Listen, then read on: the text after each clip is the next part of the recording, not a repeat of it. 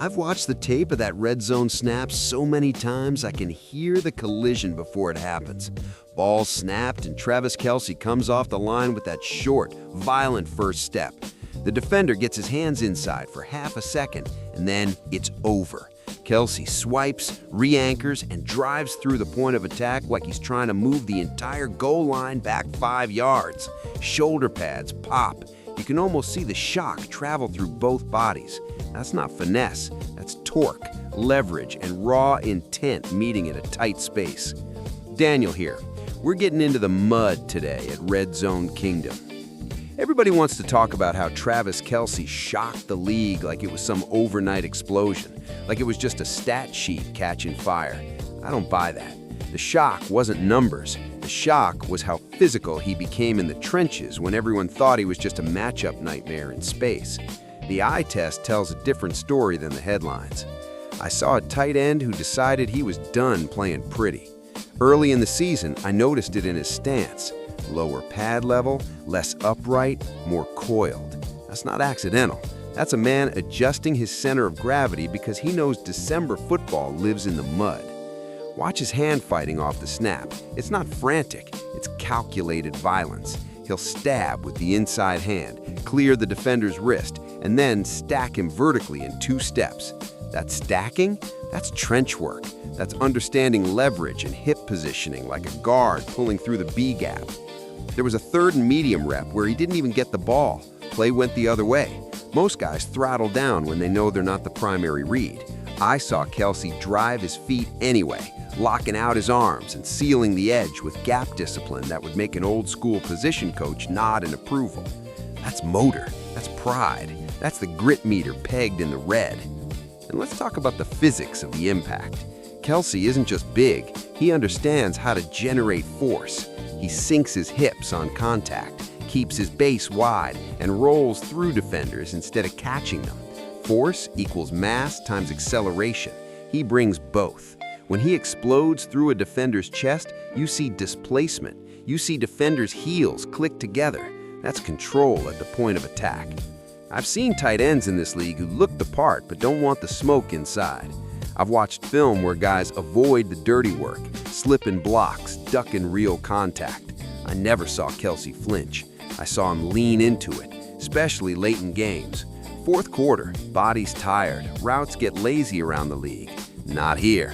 I saw him snap off a dig route with sharper footwork in minute 55 than he had in minute 5.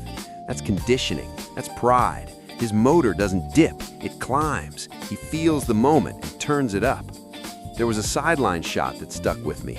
No words, just body language. Helmet on, chin strapped tight, staring straight ahead like he was replaying every rep in his head. No smiling, no theatrics, just focus. That's not the look of someone coasting on reputation. That's a grinder. Now, I'm not here to sugarcoat anything. I've seen reps where his release gets a little tall. I've seen footwork get wide, especially against press looks. There were snaps where his first 2 steps lacked that initial burst. And I'll call it like I see it. Early in a couple games, his urgency wasn't elite. But here's what shocked me, the corrections. By the 2nd quarter, those same flaws tighten up. His pad level drops, his steps get choppier and more violent. It's like he runs a self-scout in real time. That's veteran awareness. That's football IQ layered on top of physical dominance. Historically, the toughest teams in Chiefs history weren't just explosive, they were relentless. They played December football like it was personal. Kelce's evolution fits that mold. He's not just a weapon, he's a tone setter.